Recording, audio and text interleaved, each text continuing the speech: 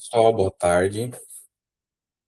Hoje nós vamos trabalhar com as duas últimas provas em espécie que nós estamos estudando ao longo dessa primeira unidade do processo civil 2, aqui do curso de Direito. Nós começamos há algumas semanas a falar sobre as provas orais, né? Momento em que trabalhamos com o depoimento pessoal, com a confissão, com as provas testemunhais. Na semana anterior, nós trabalhamos com as provas documentais, e ali nós falamos sobre a ata notarial, sobre a exibição de documento ou coisa e sobre os documentos propriamente ditos. E hoje ficou, então, pendente ainda as provas técnicas, né, que são de duas categorias, são dois os meios de prova sobre os quais nós vamos falar nessa videoaula. Nós vamos falar sobre a perícia, ou prova pericial, e sobre a inspeção judicial. Tá? Eu preparei um material, certo, que foi gerado a partir da bibliografia recomendada, que são os livros do Didier, do Marinoni, do Medina, do Humberto Teodoro Júnior, certo? Para, então, ilustrar a minha fala ao longo dessa videoaula que tem uma duração estimada aí de 1 hora, ok? Então, vamos começar o compartilhamento desse PowerPoint, né, que vai estar também disponível para vocês ali no Agenda, certo? De modo que agora, então, é hora de darmos, né, início a essa apresentação. Muito bem. Nós vamos, então, como eu disse, falar das provas técnicas, né? A busca pela verdade técnica e direta no CPC de 2015. Falando, então, sobre prova pericial e inspeção judicial nessa aula de hoje. Bom, primeiro vamos falar da prova pericial. Ela vai nos tomar a maior parte do nosso tempo, né? Porque é uma prova mais complexa, uma prova que exige uma compreensão mais aprofundada dos dispositivos legais que regulam, e que também é mais importante dentro da prática judicial. Tá? A prova pericial já foi referida por nós várias vezes, né, como sendo meio de prova que tem uma fama de ser muito segura, de vincular, de certa maneira, o juiz ao resultado, porque a gente tem uma crença na ciência, certo? Mas a gente vai ver que, em princípio, ela entra dentro do processo como uma prova igual às demais. A prioristicamente, ela tem o mesmo valor das outras provas, mas, no caso concreto, o juiz, a depender da sua convicção, pode dar a ela um valor que prevaleça sobre os outros. Tá? Bom, então, em que momento a prova pericial surge dentro do processo como uma necessidade, né, ou como uma proposta das partes, certo? O gatilho para isso, né, é aquela circunstância em que surge um fato de um conhecimento técnico ou científico a respeito de uma questão com a qual o juiz não está familiarizado. Tá? Nessa situação, a gente tem que lembrar que o juiz, por ser um profissional do direito, formado numa faculdade, assim como nós estamos aqui trabalhando numa faculdade de direito, né, ele é dotado de uma cultura científica jurídica, mas, no mais, ele apenas tem a cultura comum e uma experiência ordinária. Né? Ele tem aquilo que a gente já denominou, né, de regras da experiência comum, como algo que pode subministrar as decisões deles. Tá? Mas a gente tinha visto que o juiz, no momento em que esbarrar numa questão que exija uma regra de experiência técnica, vai ter uma ressalva do código, no sentido que ele vai ter que se socorrer da ajuda de um perito. Tá? Então, o artigo 156 do CPC, lá na parte mais inicial, que vocês devem ter visto na teoria geral do processo, no processo civil 1, ele vai falar na figura de um auxiliar do juízo, né, assim como o escrevente, assim como o oficial de justiça, assim como o leiloeiro, depositário, intérprete. Ele vai falar no auxiliar do juízo que, nesse caso, nos interessa, é o perito judicial, previsto então no artigo 156 do CPC. Né?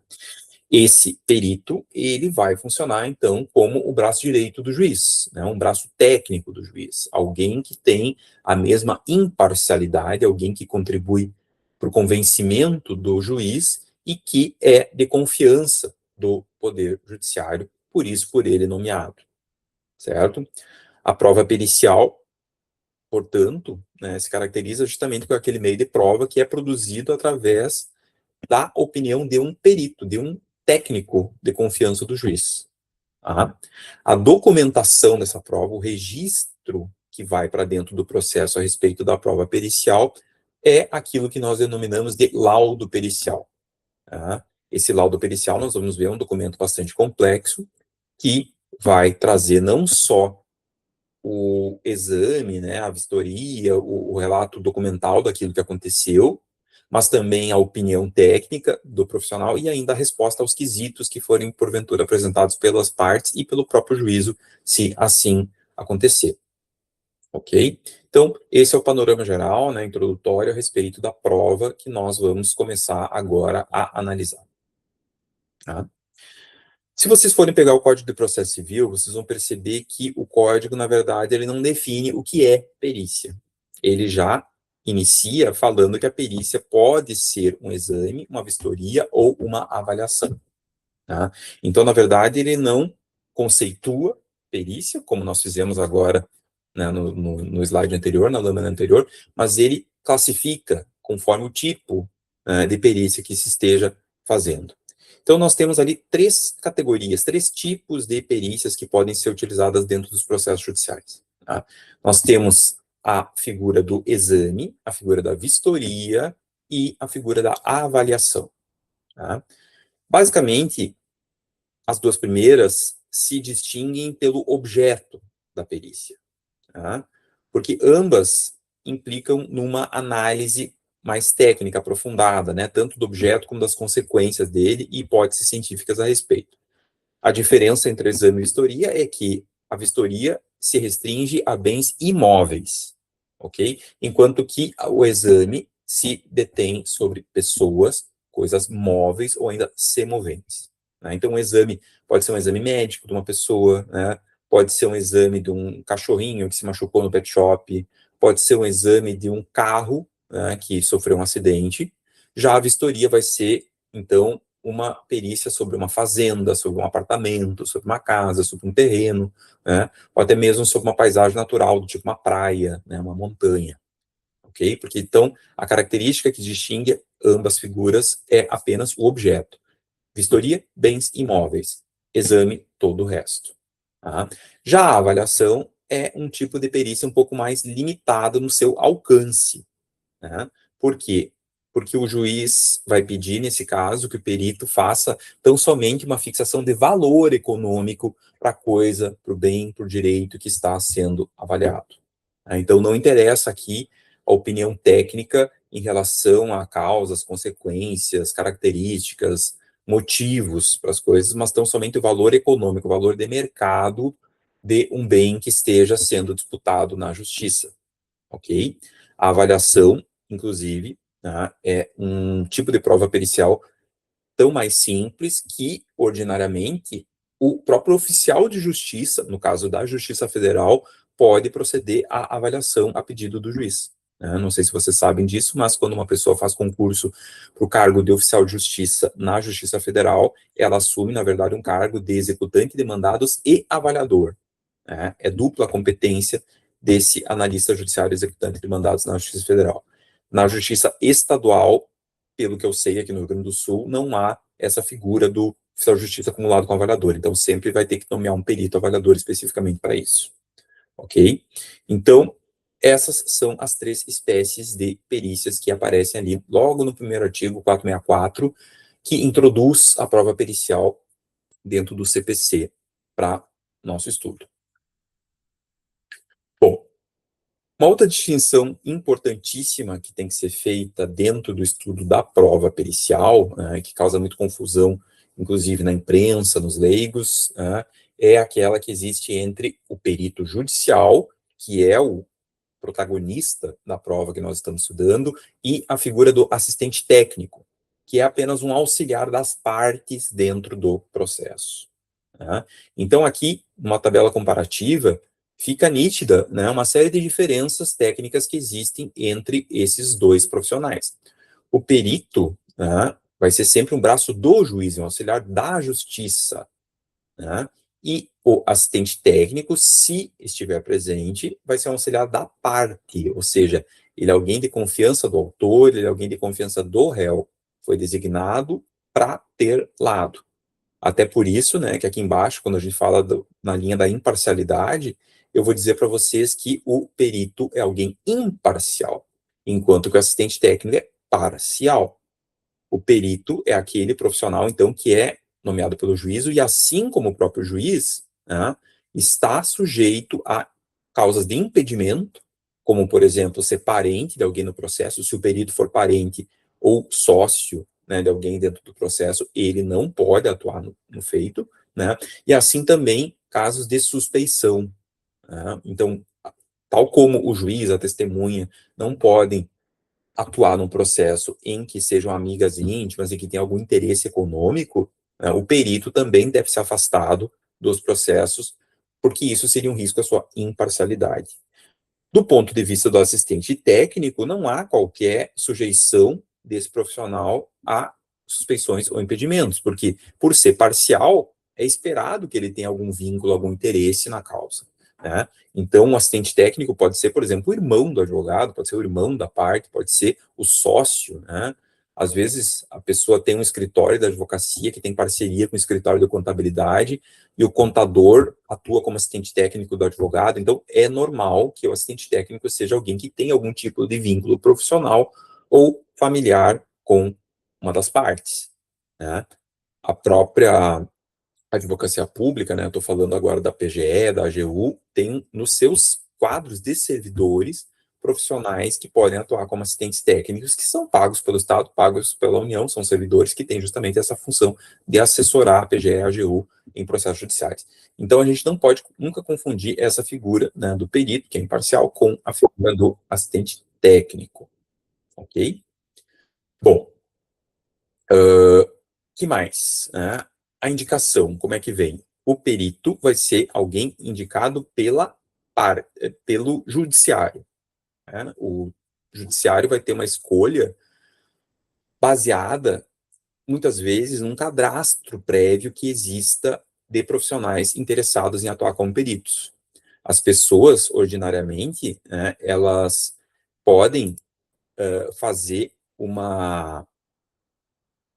cadastro no site do tribunal, se oferecendo, mandando seu currículo, dizendo que tem interesse em atuar como peritos, e aí elas ficam à disposição, no nome delas, né, para serem escolhidas para atuar em algum processo, certo? Já no caso dos assistentes técnicos, essa contratação é particular, então a gente não se interessa dentro do direito pela maneira como veio a contratação de um assistente técnico. O perito, entretanto, recomenda o CPC, né, ele deve estar previamente cadastrado numa plataforma que o tribunal oferece, e aí o juiz escolhe lá dentro o profissional que ele quiser. Não há aqui necessidade de concurso público, de licitação, a indicação é livre. É livre como a gente escolheria, né, um CC, como escolheria um estagiário, como escolheria alguém, simplesmente por, né, a pessoa ter um bom currículo, certo? Deve ser uma escolha impessoal, né, mas não há como, digamos assim, entender exatamente qual o processo que leva o juiz. É uma escolha discricionária, por assim dizer. A melhor escolha naquela oportunidade é o que o juiz tem a obrigação de fazer. Tá? O caso do assistente técnico, então, né, vai ter uma livre indicação pelas partes, por isso não vai ter maior problema. Bom, a participação dessas pessoas, né, o que vai acontecer dentro do processo? O perito judicial é obrigatório. Se tem perícia, tem necessariamente que ter perito. Já o assistente técnico é facultativo.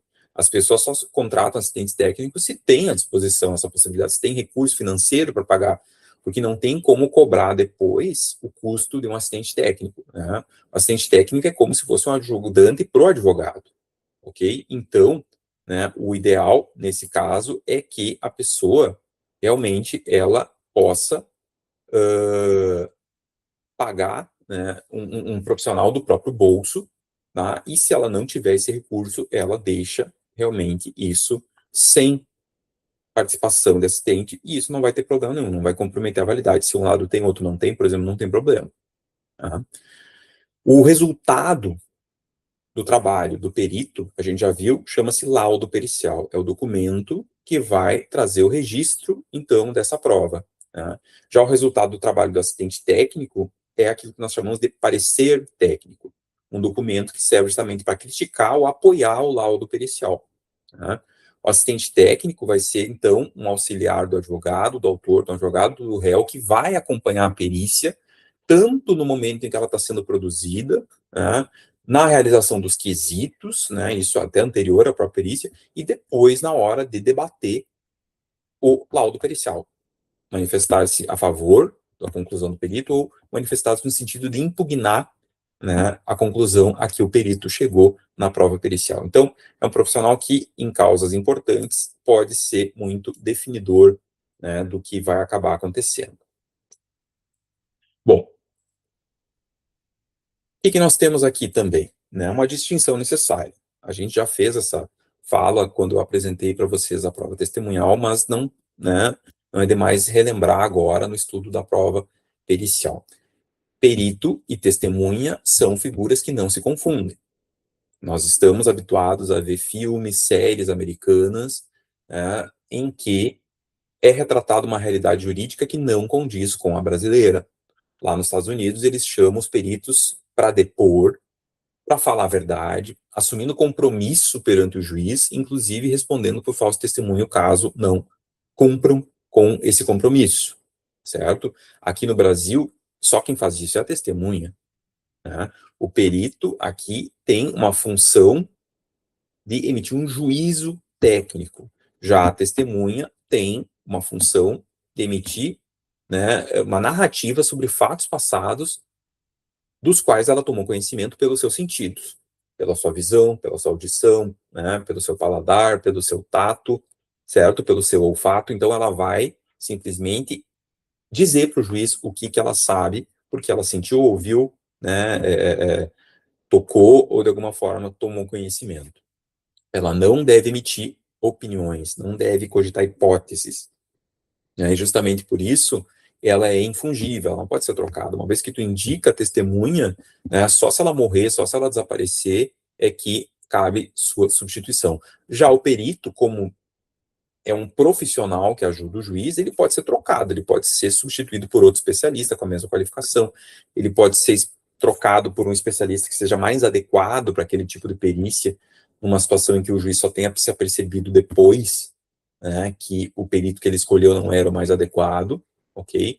Então, é uma figura que tem um peso, uma função bastante diferente dentro do processo. Não se pode confundir jamais as duas figuras. O resultado, né, vai ser uma prova que vai ter um rigor científico no caso da perícia, enquanto que a testemunha, a gente sabe, né, tem as reticências em relação a ela, é uma falibilidade humana inerente à prova testemunhal, o fato de que as pessoas podem se esquecer, podem mudar a versão, podem até mesmo, né, ter sido corrompidas na sua fala, mas nem por isso a gente pode desprezar a prioristicamente a prova testemunhal. Ela é sempre aceitável, desde que, né, preenchidos os requisitos ali do contraditório, da ampla defesa, que tudo tenha sido feito na frente de um juiz.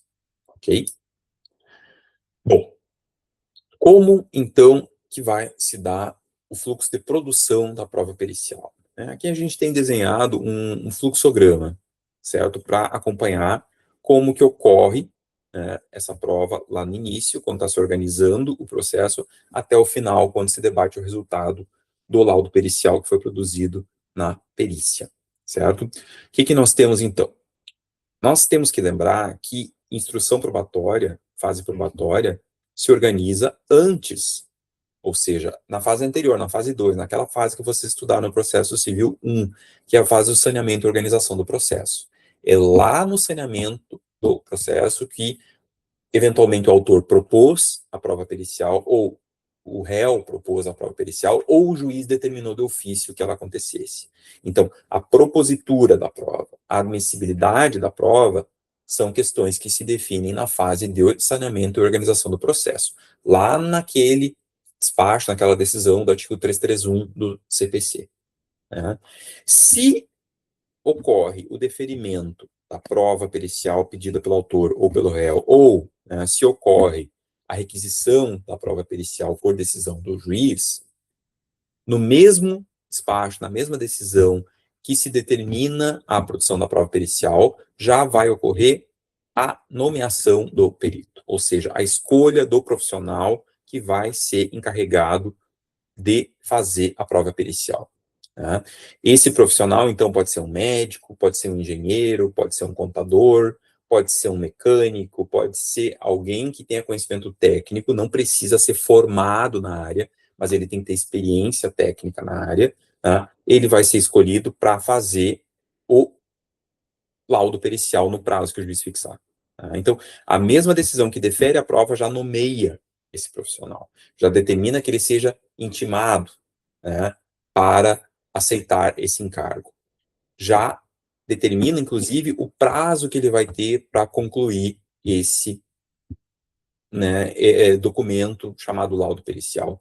E, né, a gente vai ver na sequência também, já determina a intimação das partes para que adotem as suas atitudes em relação à prova pericial. Então, nessa mesma decisão, o segundo item que aparece aqui no fluxo, né, essa intimação que se diz, também está contido nela. Só que, né, no fluxograma aqui está destacado que essas são as providências relacionadas às partes que são determinadas dentro da decisão que defere a prova pericial. Então, ao deferir a prova pericial, ao nomear o perito, ao fixar o prazo para apresentação de laudo, o juiz também intima as partes para que, no prazo de 15 dias, façam essas três coisas que estão aqui enunciadas. Que elas arguam eventual suspeição ou impedimento do perito. Ou seja, se elas tiverem conhecimento de que o perito já atuou para um dos lados, que é parente, que é sócio, que tem interesse na causa, é o momento de fazer a impugnação da nomeação. Né? Se não for feita a alegação de impedimento ou suspeição nesse prazo de 15 dias, preclui, ou seja, não há mais oportunidade depois de questionar a idoneidade do perito. Tá? Assim também as partes têm o prazo de 15 dias para indicar assistentes técnicos, ou seja, se elas não indicarem, vai se entender que elas não querem, não precisam, não terão assistente técnico. Tá? Então, o prazo também é preclusivo aqui para indicar o nome do profissional que vai assistir o advogado autor, que vai assistir o advogado réu na produção da prova pericial. E assim também, no mesmo prazo de 15 dias, o terceiro item, né, as partes têm que apresentar os seus quesitos, ou seja, apresentar as perguntas, as questões que elas querem que o perito responda para o juiz, né, analisar dentro do laudo pericial. Tá? Então, esse é o momento de atuação do advogado, esse que está destacado em azul aqui, advogado autor, advogado réu, a partir da provocação que o juiz faz. Depois, pessoal, né, no terceiro card aqui, no terceiro item desse fluxo, a gente vai ter, então, né, um ato interno de comunicação entre o perito e as partes ou seus assistentes. Né? Não tem mais a necessidade do juiz acompanhar a perícia. Não é ele que vai intimar as partes da data, do local dos exames, da vistoria, da avaliação. Isso tudo é arranjado, isso tudo é acertado diretamente entre o engenheiro, o contador, o médico, o psicólogo, aquele que for fazer a perícia e as próprias partes. Né? A lei apenas estabelece que, por uma questão de evitar nulidade, não ter surpresa, haja pelo menos 5 dias de antecedência nesse aviso, nessa comunicação a respeito da data e do local em que vai ser feita a prova pericial. Tá? Bom, e aí, pessoal, como vocês já estão percebendo, tudo isso acontece fora do Poder Judiciário. Muitas vezes o perito vai até o local da diligência, por exemplo, se for um caso de perícia de insalubridade, de periculosidade, ele vai até o local de trabalho. Se for uma perícia de engenharia, ele vai até o local do apartamento, da casa. Se for uma perícia ambiental, ele vai até o local do desastre ambiental. Né? Se for um caso de perícia médica, psicológica, né, com fisioterapeuta, geralmente a parte que vai ser examinada vai até o consultório do perito. Né? E há situações em que tudo ocorre simplesmente com papéis, né, como perícia contábil. As pessoas entregam documentação e o contador leva para o seu escritório para fazer tudo sozinho. Então, esses são alguns exemplos de perícias possíveis e como que elas são confeccionadas, como que elas são produzidas. Tá?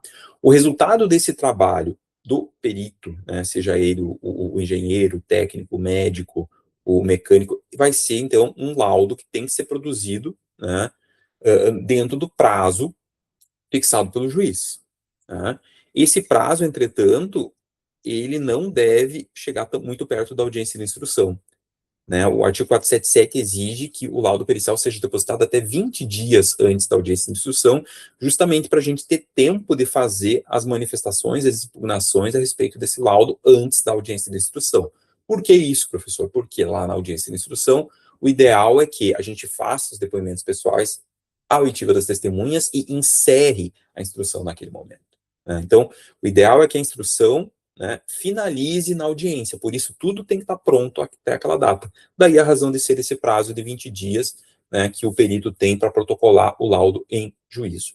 Como é que o perito protocola o laudo? Basicamente, ele cria um login no EPROC, como os advogados, como os outros terceiros que atuam no processo, e junta isso ele mesmo, né, em PDF, em MP3, em MP4, que for necessário de anexo, porque o